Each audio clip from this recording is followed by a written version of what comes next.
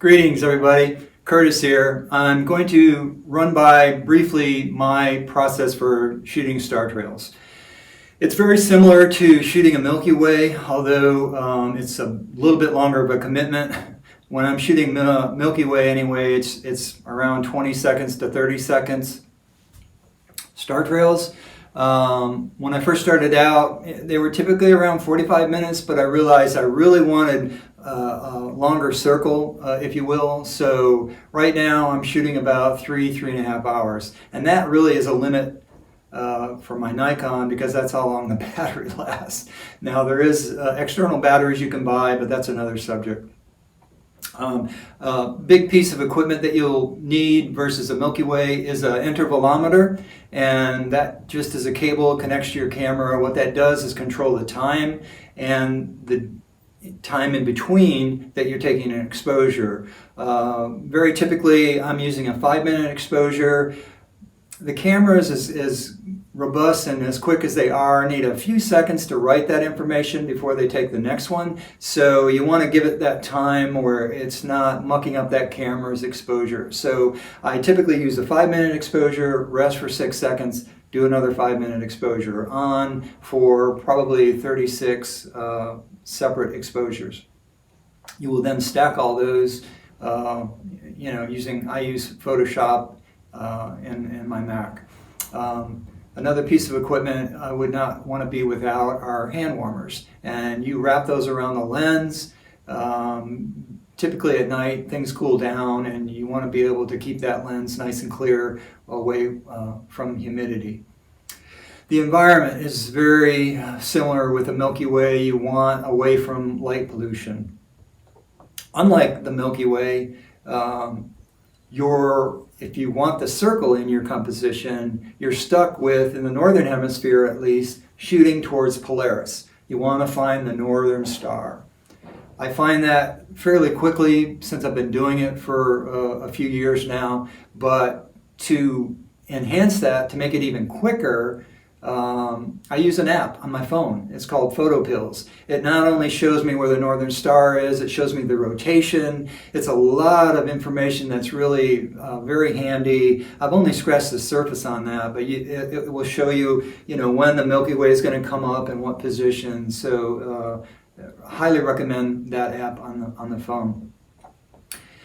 Again, with the Milky Way, you want a sturdy tripod. Your lens selection typically is the same. I'm using a 14mm or a 15mm. So let's jump into it. Let's go to the Keweenaw Peninsula, which is in Upper Michigan, and we'll talk more about my specific technique. See you there.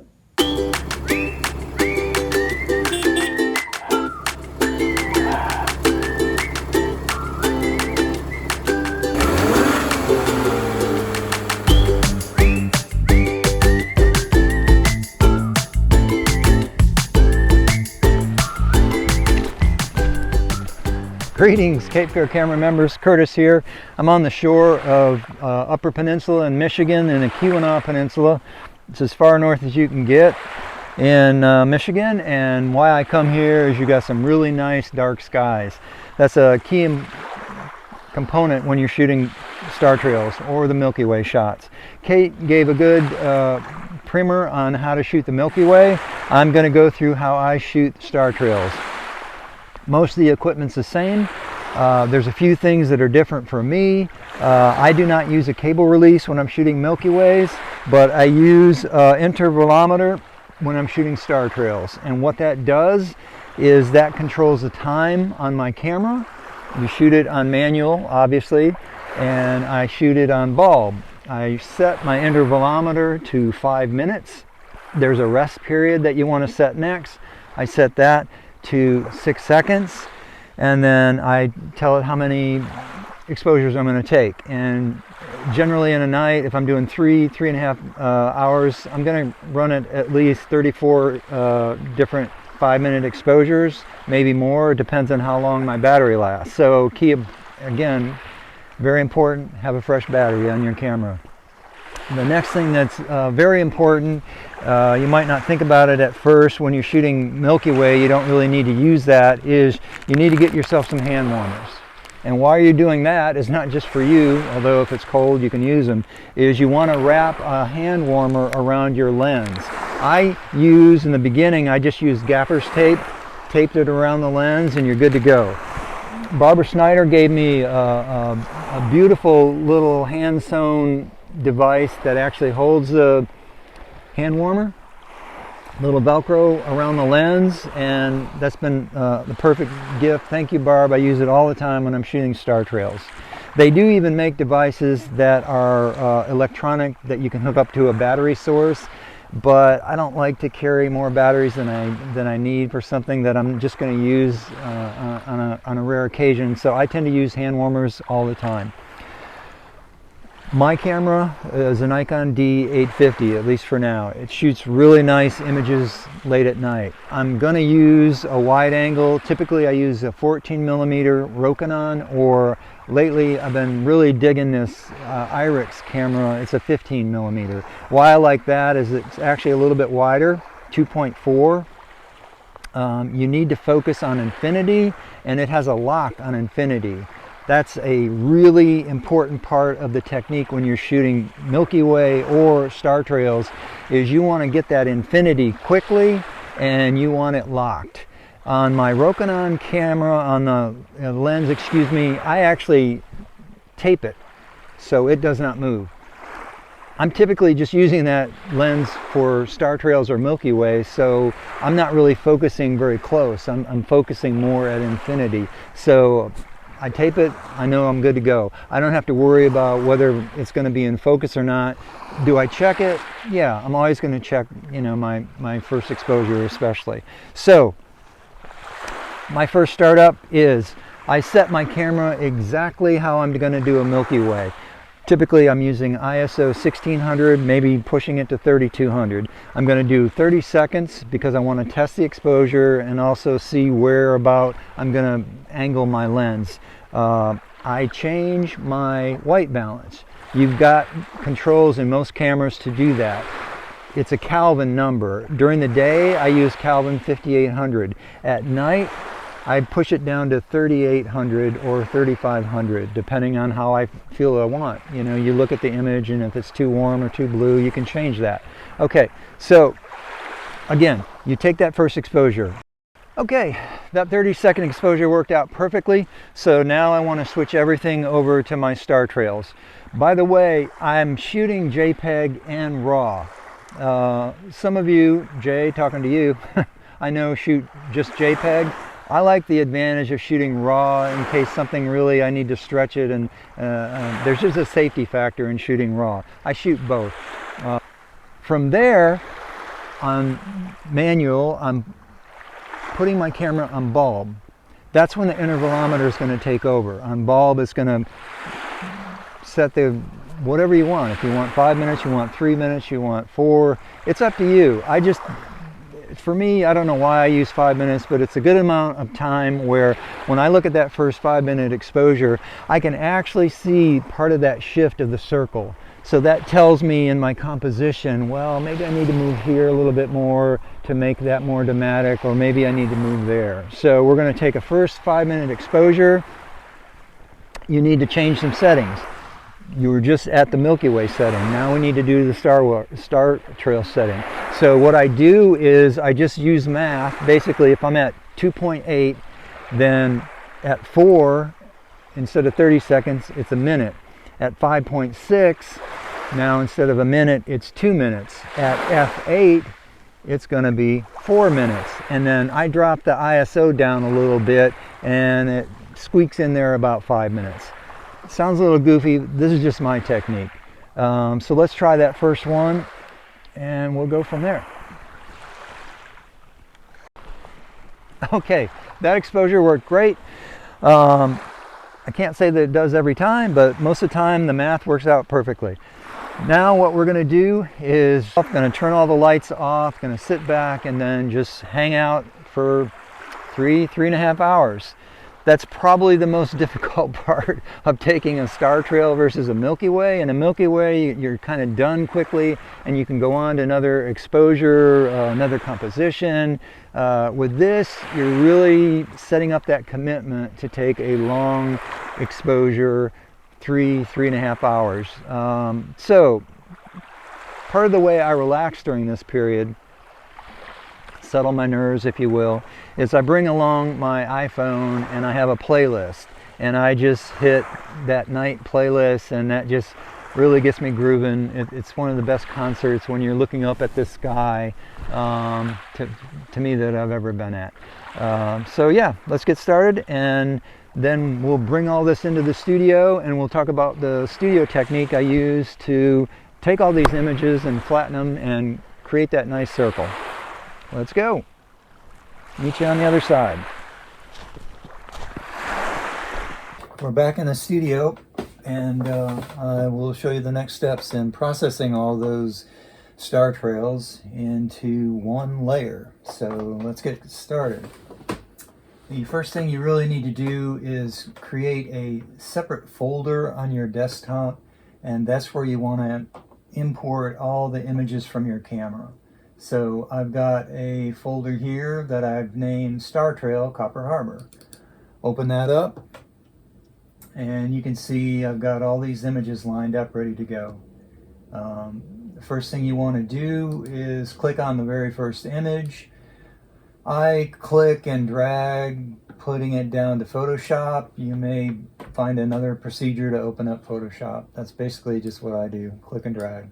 Okay, we've got the first image open. You can see it here, and this is an important first step. Because it's the first image, what we want to do is rename it. I'm going to go up here into Photoshop, and I'm going to save as. That will put it back in that same folder, and you can see it's highlighted in blue, which means all I need to do is type in a word, and I'm going to use base and hit save. And I want the highest resolution, so 12 is good. These are JPEG images. Okay, it saved it. That is going to be our base. The next step is to go navigate to that folder again. This was the first image we renamed base, so we've actually got two copies, base and DSC 9167. So let's click on the second image. Now this is all going to depend on your computer and how much RAM, processing, how new it is, how robust it is. I know on my laptop I can generally open up 10 or 15 images at a time without it really clogging up and slowing down. But generally when I'm doing star trails, I open up about 5 at a time. So we've got the base image open, and now we're going to open, let's say, hold down the shift key and click down here, drag it to Photoshop to open, let them load.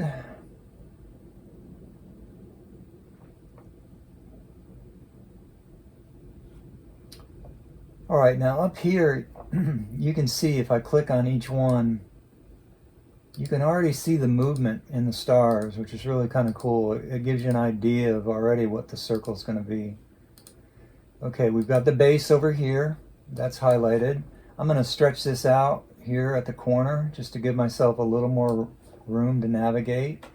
I'm clicking on the second one, which activates it.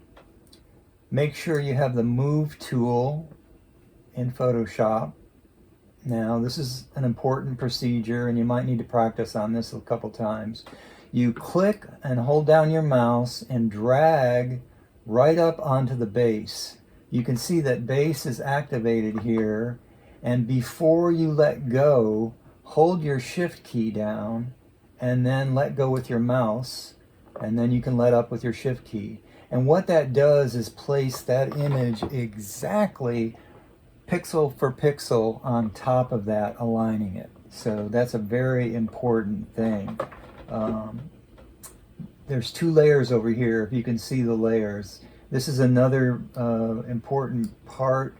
If you don't see this particular box, this dialog box that has layers, go up into Window here and make sure this is clicked, layers. You want to see your layers. That's very important. So that's highlighted. Now we've got two layers. We've got the background layer and we've got layer 1.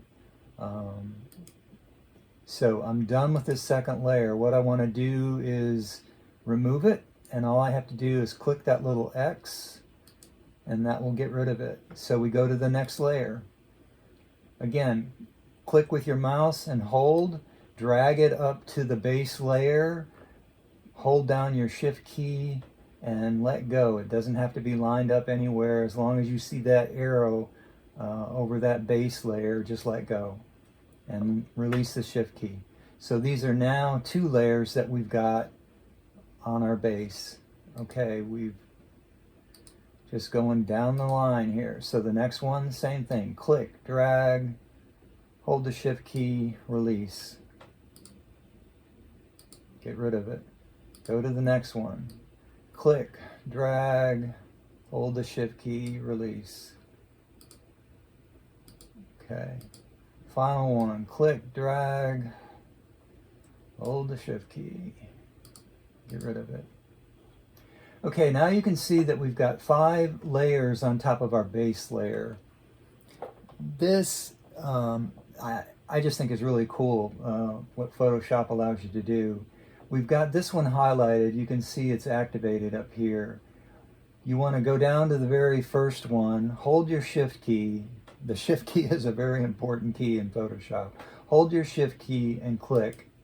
And now you can see all these layers are activated. They're all wanting you to do something.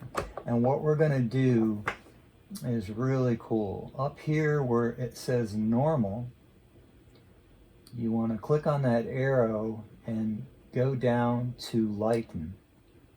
Look right there, you can see the circle already starting. I just think that's really amazing that Photoshop allows you to stack all these images, and it just includes the lightest part of it, and it's already creating that star trail. So that's 5 images basically.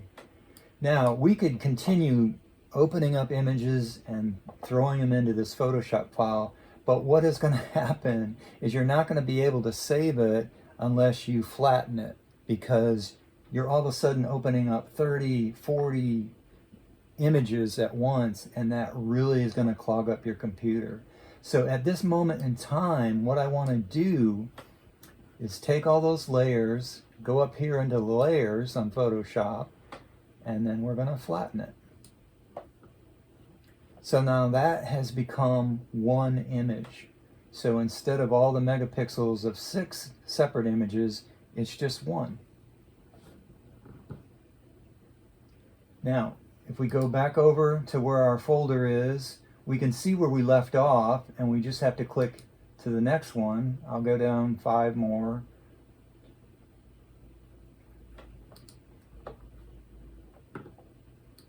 Open them again in Photoshop.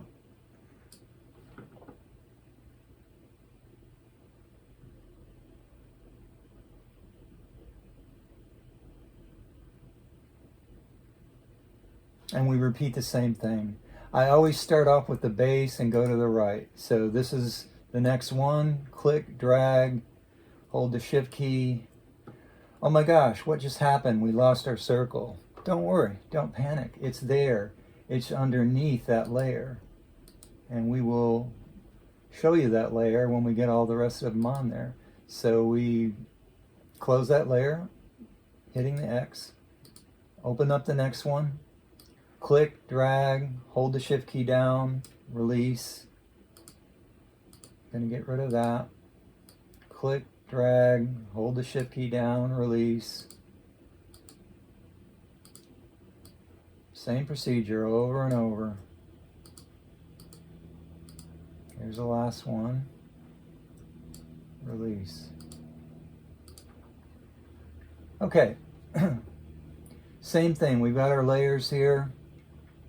With the background layer, we want to go down to the first layer, hold the shift key down and click.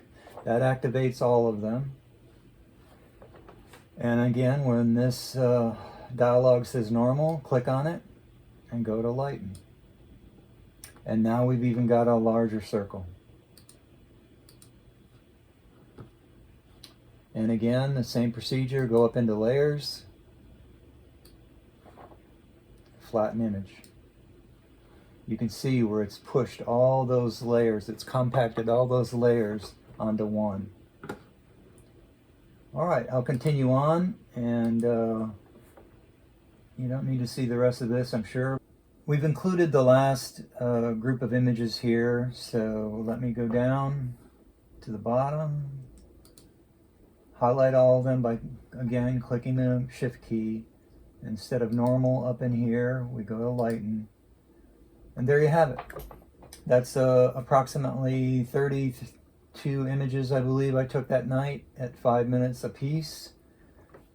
To make it one image, again, go up into layers, go down and flatten the image. And now you've just got one layer compacted that was 32 separate photos. Again, that's pretty cool what Photoshop allows you to do to create a star trail. There you have it. I've compressed 32 images onto one layer, and you can see by the results it's a pretty massive circle in Lake Superior. You're pretty far north, so the North Star is pretty high up in the sky, and that gives you a nice circle to work with. Now generally I would also include some kind of foreground in here, but I just wanted to run this as a test just to show you what this is going to look like. At this point, you're able to, go up here and play with your image as far as levels. That's usually the first thing I play around with when I'm doing most images. Is I might brighten it up. I might go back into the colors and change, the colors depending on how I feel. But that gives you the basics of how I shoot a star trail and how I composite all those images into one layer. Thanks for watching. Thanks for sticking around. Remember to subscribe, hit the like button. If you have any comments or questions, please feel free below, and I will hopefully get back with you soon. Till the next time, this is Curtis from PhotoBrake, where I break for photos.